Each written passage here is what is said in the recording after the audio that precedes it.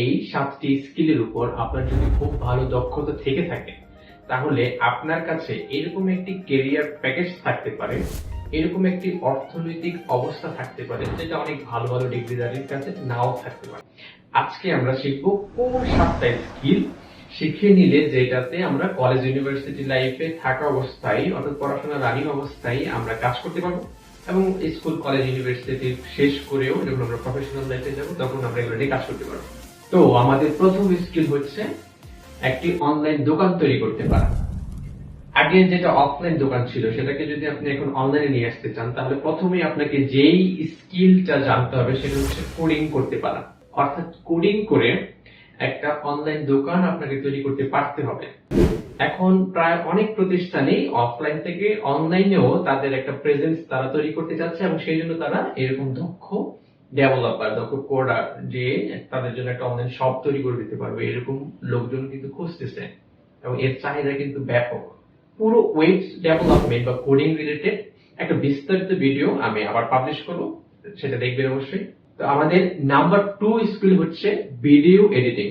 একটা সময় ছিল, আপনারা যদি দেখে থাকেন আমি জানি না, কিন্তু আমরা যেটা দেখেছি যে বিয়ে বাড়িতে বা যে কোনো একটা প্রোগ্রামে এরকম একটা ভিডিও এভাবে কাঁধে নিয়ে বড় একটা নিয়ে এভাবে ভিডিও করতো, সেই ভিডিও রেকর্ডিং করে সেই একটা ক্যাসেটের মতো ছিল, নট মেমোরি চিপ ছিল, সেটা একজনকে দিত, সেই তখন ওইটা ভিডিও এডিটিং করে দিত। ভিডিও এডিটর বলতে সেটাই বুঝতাম যে বিয়ে বাড়ির একটা ভিডিও এডিট করে একটা সিডিতে আপলোড করে দিয়ে দিবে, যাদের প্রোগ্রাম তাদের কাছে, তারা তখন এটা সিডি প্লেয়ারে বা ভিসিআরে দেখবে।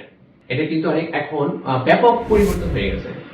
অনলাইনে সেটা ইউটিউবে হোক ফেসবুকে হোক, আপনি যত ক্রিয়েটর দেখেন তারা কিন্তু যখন আস্তে আস্তে বড় হয় তাদের সাথে একটা ভিডিও এডিটর টিমও গড়ে উঠতে থাকে। বড় বড় ইউটিউব চ্যানেল গুলা, যদি আমি একটা এক্সাম্পল দিই, এমকেবিএসডি, ও কিন্তু টানা 5 বছর সিঙ্গেল নিজের ভিডিও নিজে তৈরি করছে, এইভাবে এডিট করছে, আপলোড করছে।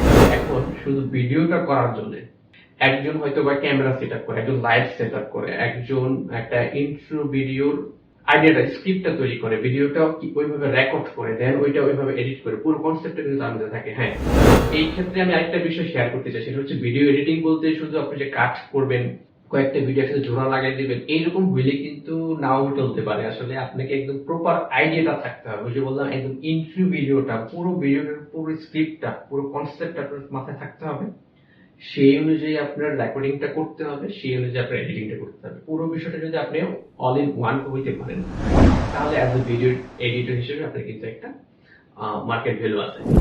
আমাদের তৃতীয় স্কিল সেটটা হচ্ছে ডিজিটাল মার্কেটিং। অফলাইন মার্কেটের ক্ষেত্রে যদি আমরা চিন্তা করি, আমরা কি করি, আমরা কিন্তু খুব ভালো একটা লোকেশনে একটা দোকান খুঁজি বা একটা অফিস খুঁজি, ওইখানে আবার এক কর্নারে হইতে হবে দোকানটা, যাতে করে অনেক বেশি মানুষ আমার দোকানের আশপাশ দিয়ে যায়, তাইলে কিন্তু আমি সেলস জেনারেট করতে পারবো। অনলাইনেও কিন্তু সেম, আপনি অনলাইনে একটা পেজ খুললেন, একটা ওয়েবসাইট খুললেন, একটা দোকান তৈরি করলেন, সেখানে কিন্তু মানুষের আনাগোনা থাকতে হবে অনেক বেশি। যত বেশি মানুষ আনাগোনা থাকবে তত বেশি সেলস জেনারেট হওয়ার, আপনার ব্যবসা চলার সম্ভাবনা তৈরি হবে।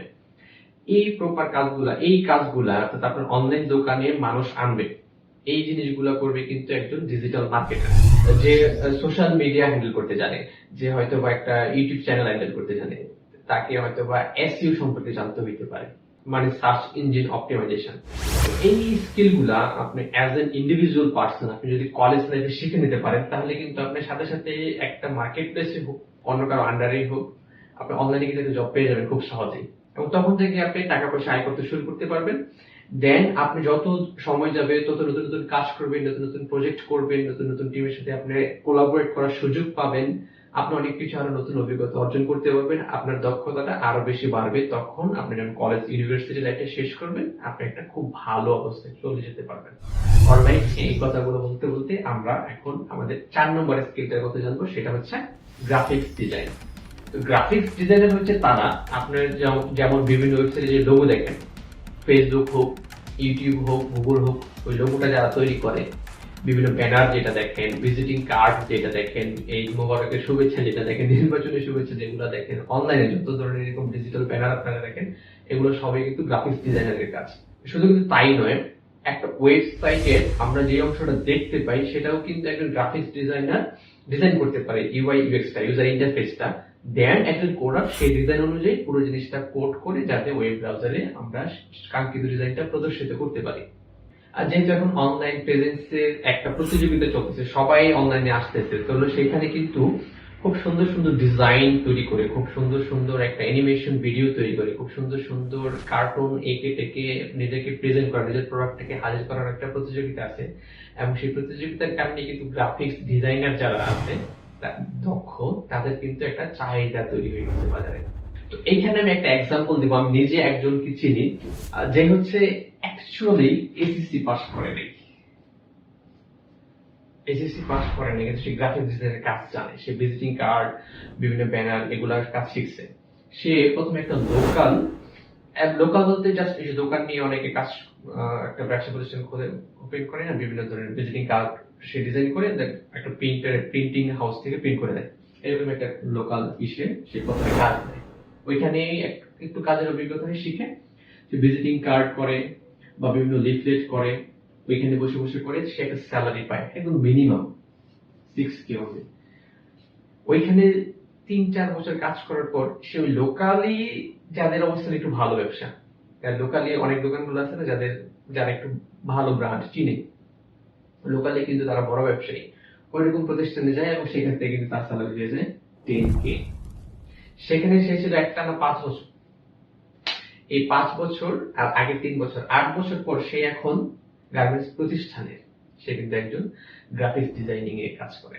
গার্মেন্টস রিলেটেড যে ইগুলো আছে, টি শার্ট, শার্ট, ওগুলার যে ডিজাইন গুলো আছে সেই সেক্টরটা সে দেখে। তার ডিগ্রিটা কিন্তু এখানে কোনো ভ্যারি করে নেই। তো ওভারঅল বুঝতেই পারছেন বিষয়টা। তো আমরা আমাদের 5 নম্বর স্কিলে চলে যাই, সেটা হচ্ছে কন্টেন্ট রাইটার।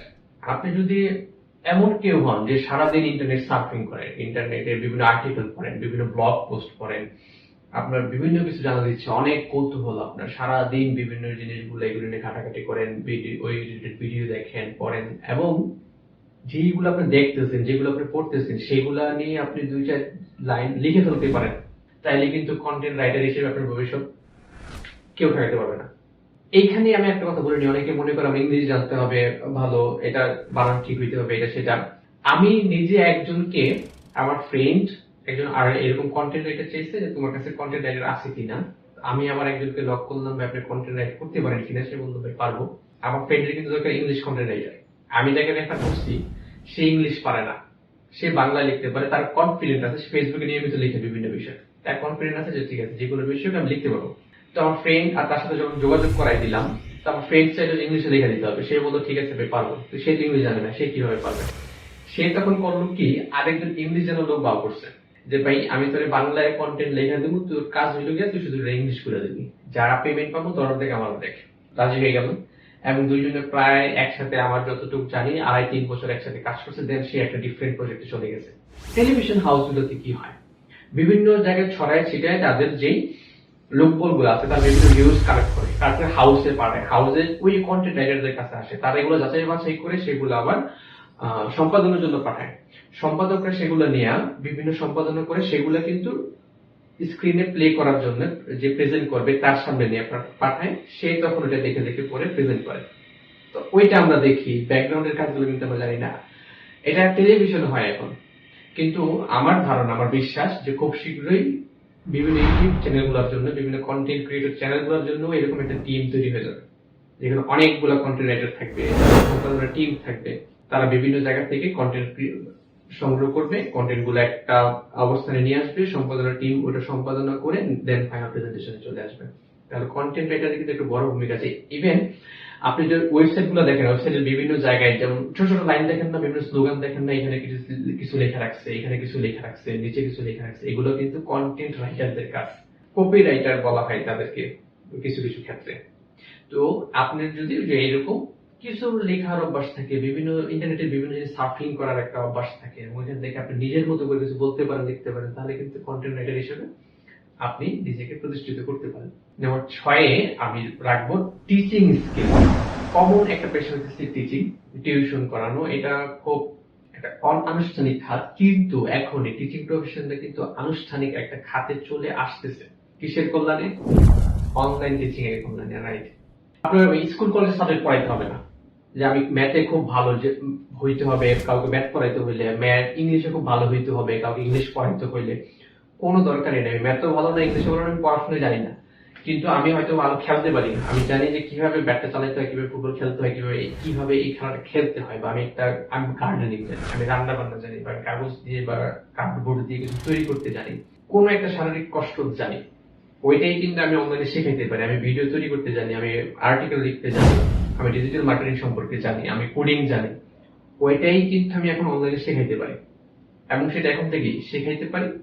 শেখাইতে শেখাইতে আমি এখন কিছু আয় করতে পারি, প্লাস আমার যখন স্কুল কলেজ ইউনিভার্সিটি লাইফ শেষ হবে তখন এটাকে আমি ফুললি প্রফেশনাল নিয়ে যেতে পারি। এটাই ছিল আমার 6 নম্বর স্কিল সেট, টিচিং। তাহলে এখন আমরা চলে আসলাম 7 নম্বর স্কিল সেটে। আমার বিশ্বাস এটা হচ্ছে আমাদের সবচেয়ে গুরুত্বপূর্ণ স্কিল, যেটা অবশ্যই শেখা উচিত। একটা কথা আছে, সাকসেস যদি আমরা ক্যারিয়ারে পেতে চাই, তো এর 15% হচ্ছে আমরা কি করি, what we do, and 85% হচ্ছে আমাকে কে চিনে বা আমার পার্সোনালিটি। আপনি কাকে চিনেন, কয়জনকে চিনেন, এটা কিন্তু ম্যাটার করে না। খুব সম্ভবত আপনি সবাইকে চিনেন, ক্রিকেটার সাকিব আল হাসান থেকে শুরু করে সিনেমার সাকিব খান পর্যন্ত সবাইকে আপনি চিনেন, কিন্তু ম্যাটার করে সাকিব আল হাসান আপনাকে চিনে কিনা। অর্থাৎ এই নেটওয়ার্ক স্কিলটা, এটা কিন্তু খুবই গুরুত্বপূর্ণ।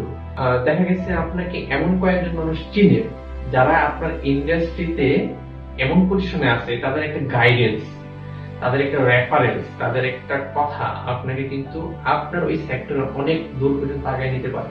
তো এর জন্য কিন্তু আপনার একটা প্রপার পার্সোনালিটি থাকতে হবে।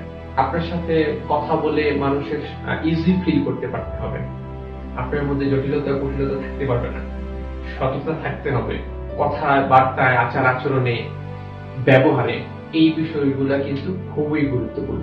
তো আপনার যদি পার্সোনালিটি আপনাদের কাছে পছন্দ না হয়, যেভাবে আপনি কথা বলেন, যেভাবে কোনো বিষয়ের জন্য আপনি অ্যাপ্রোচ করেন, সেটা যদি ওনার পছন্দ না হয়, তাহলে কিন্তু তার কাছ থেকে আপনি কিছু নিতে পারবেন না। আর যদি না পারেন, এরকম একজন লোকদের কাছ থেকে, কারো কাছ থেকে যদি আপনি কিছু আদায় করে নিতে না পারেন, তাহলে ক্যারিয়ারে সাকসেস পাওয়াটা কিন্তু খুবই ডিফিকাল্ট। শুধু কাজ করে যাবেন, সাকসেস হয়ে যাবেন, এটা খুবই ডিফিকাল্ট এখনকার সময়, স্পেশালি এই স্কিল সেট গুলোর উপরে। তো এই ছিল 7টা স্কিল, যেগুলো আমি বিশ্বাস করি একান্ত ভাবে এই স্কিল গুলার যে কোনো একটার উপর আপনি নিজেকে দক্ষ করে গড়ে তুলতে পারেন, তাহলে আপনি কিন্তু এখনই, অর্থাৎ স্কুল কলেজে থাকা অবস্থায়, আমি স্কিল সেট গুলো এরকম, আমি আগেই বলেছি, এর জন্য আপনাকে খুব ভালো স্কুলে পড়তে হবে, খুব ভালো কলেজ থেকে আসতে হবে, খুব ভালো রেজাল্ট করতে হবে, এরকম কোনো বিষয়ই না। আপনি খুব সহজেই স্কিল গুলোতে দক্ষ হয়ে যেতে পারেন, নিজেকে দক্ষ করে গড়ে তুলতে পারেন, এবং দক্ষ হয়ে গেলে আপনি এখন থেকে কিন্তু মার্কেট প্লেসে কাজ শুরু করতে পারেন, আর্থিকভাবে আগে যেতে পারেন, এবং পড়াশোনা শেষে যখন ফুললি প্রফেশনাল লাইফে চলে আসবেন, তখন কিন্তু এই স্কিলগুলোর উপর কাজ করে আপনি আপনার পেশাগত জীবন ফিরে নিতে পারেন। তো আজকে এই ভিডিওটা এই পর্যন্তই। ভিডিওটা যারা শেষ পর্যন্ত দেখছেন, সবাইকে অসংখ্য ধন্যবাদ। এই ভিডিওটা যদি ভালো লাগে থাকে, আপনার বন্ধুদের সাথে শেয়ার করবেন, আশা করি তাদেরও অনেক উপকারে আসবে। ভিডিওটা লাইক করবেন, আপনার কোনো মতামত থাকলে অবশ্যই কমেন্ট করে জানাবেন, এবং অবশ্যই আমাদের চ্যানেলটা সাবস্ক্রাইব করে রাখবেন, আমাদের ফেসবুক পেজটা ফলো করে রাখবেন। দেখা হবে আগামী ভিডিওতে।